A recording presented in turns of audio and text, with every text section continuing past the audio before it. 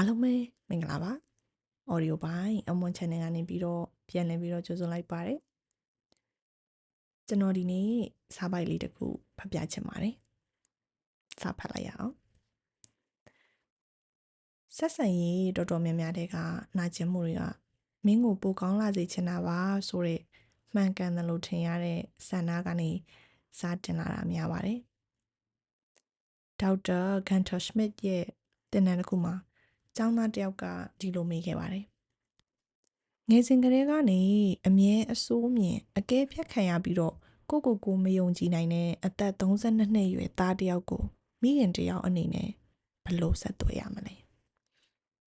ဒေါက်တာရဲ့အဖြေကအလွန်ပညာရှိပါတယ်ဘယ်လိုပြောင်းလဲပြီးမလဲဆိုတာနဲ့မစားခဲ့ပဲနဲ့ပို့ပြီးတော့အခြေခံကြတဲ့မိကွန်းတစ်ခုကိုအရင်ထောက်ပြခဲ့ပါတယ်သူကတင့်ရဲ့အကူအညီကိုလက်ခံခြင်းစိတ်ရှိနိုင်မဲ့အခြေအနေတစ်ခုကိုတင်တိဆောက်ထားနိုင်ပြီလားတကယ်လို့တစ်ဖက်လူကအဲ့ဒီလိုစိတ်မရှိသေးဘူးဆိုရင်တင်ကမိခင်ဖြစ်စေကူညီပေးခြင်းတဲ့သူဖြစ်စေနီးလန်းမှန်တွေဘလောက်ရှိအကြံကောင်းတွေဘလောက်ပေးအဲ့ဒီအရာတွေကသူစီမရောက်နိုင်ပါဘူးဒါကြောင့်ပထမဆုံးဆင်ကဘာလို့ရမလဲမဟုတ်ပဲသူ့ကိုကူညီခွင့်ပေးခြင်းလားကိုကယုံကြည်မှုရရှိထားပြီလားဆိုတာကိုနားလည်ဖို့ပါဒီရရဲ့အခြေခံကတော့တင်ကသူ့ရဲ့လက်ရှိပုံစံကိုတကယ်လေးစားပြီးလက်ခံနိုင်ရဲ့လားဆိုတာပါပဲနံပါတ်1တကယ်အစားကပြောင်းလဲခြင်းမဟုတ်ပါဘူးခွင့်ပြုခြင်းပါတခြားသူကိုပြောင်းလဲဖို့မဖြစ်နိုင်ဘူးဆိုရင်ကျွန်တော်တို့ဘာလုပ်နိုင်လေလဲအဖြေကနည်းနည်းစိတ်မချမ်းသာစရာဖြစ်နိုင်ပါတယ်အရင်ဆုံးပြောင်းလဲပေးခြင်းတဲ့စိတ်ကိုလွှတ်ချလိုက်ပါဒါကလက်လျှော့လိုက်တာမဟုတ်ပါဘူးဒါကပုံမှန်ကန်တဲ့နေရာတစ်ခုကိုပြန်ရောက်လာတာပါဆိုလိုတာက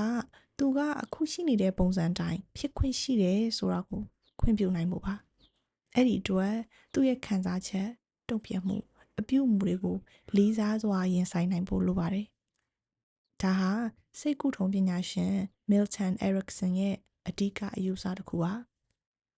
သူကလူနာကိုတိုက်ခိုက်ပြောင်းလဲဖို့မကြိုးစားဘဲနဲ့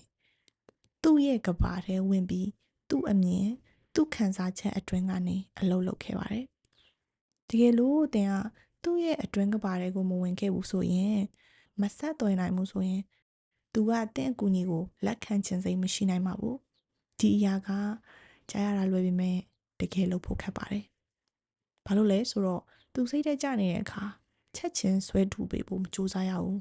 သူ့ကိုယ်သူစိုးမြင်တဲ့အခါချက်ချင်းပြင်ပေးဖို့မလုပ်ရဘူးသူနောက်ဆုတ်သွားတဲ့အခါအတင်းမဆွဲထားရဘူးတင်ကပုံမြင့်တဲ့နေရာကနေမရက်နေပဲနဲ့သူ့ကဘာထဲကိုဝင်ပြီးသူနဲ့အတူတူတနေရာထဲမှာရက်ပေးရမှာပါ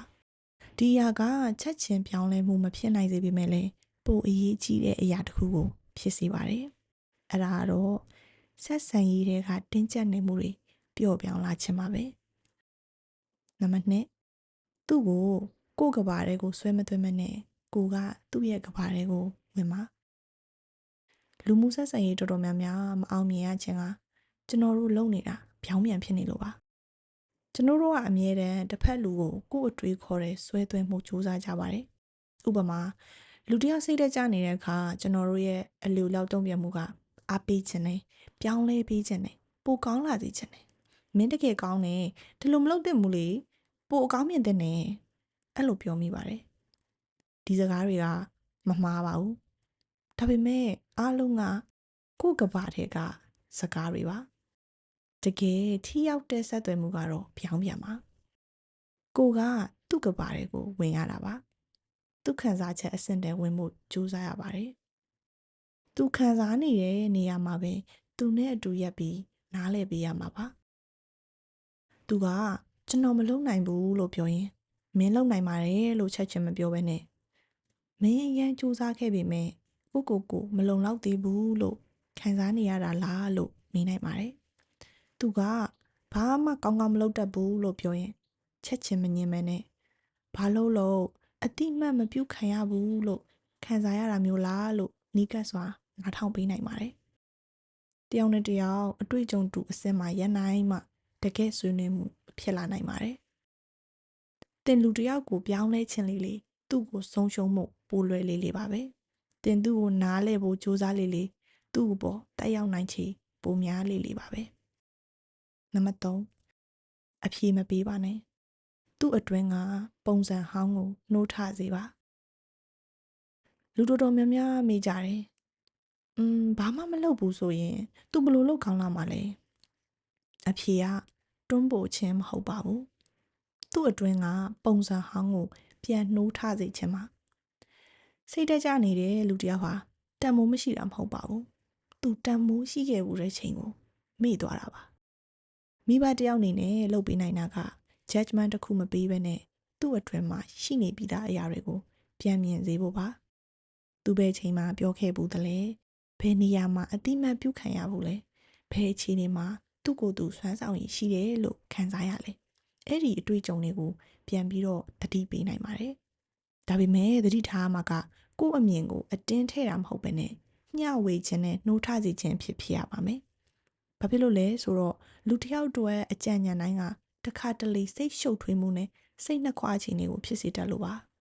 သူကတင့်ကြံကိုချက်ချင်းလက်မခံရင်လည်းအဲ့ဒီအခြေအနေကိုခွင့်ပြုထားနိုင်ရပါမယ်နံပါတ်4သူ့ရဲ့နာကျင်မှုကိုလည်းမြင်ပါသူ့ရဲ့ခွန်အားကိုလည်းမြင်ပါလူတစ်ယောက်အချိန်ကြာကြာအပြစ်တင်ခံရပြီးအစိုးမြင့်အကဲဖြတ်ခံလာရရင်သူ့အတွင်းမှာနာကျင်မှုများစွာရှိနေမှသိကြပါတယ်အဲ့ဒီနာကျင်မှုတွေကိုမြင်ပေးဖို့လိုပါတယ်ဒါပေမဲ့တစ်ချိန်တည်းမှာနောက်ထပ်အရေးကြီးတဲ့အရာတစ်ခုလည်းရှိပါတယ်သူဒီနေ့ထိအသက်ရှင်လာနိုင်တာကခွန်အားတစ်မျိုးဖြစ်တယ်သူကအမြဲရုန်းကန်နေရနိုင်တယ်တန်နေရဝင်နေရနိုင်တယ်လို့ထက်ခါကြာရှုံးတယ်လို့ခံစားနေရနိုင်တယ်ဒါပေမဲ့ तू မရက်ခဲ့ဘူး။ तू ဆက်ရှင်တန်နေတော့မယ်။မိသားစုအနေနဲ့အဲ့ဒီဘိုင်းကိုစိတ်ထဲကနေတကယ်မြင်ပြီးတန်မိုးထားပြီးဖို့လိုပါတယ်။မင်းဒီနေ့ထိရောက်လာတာကိုယ်တိုင်က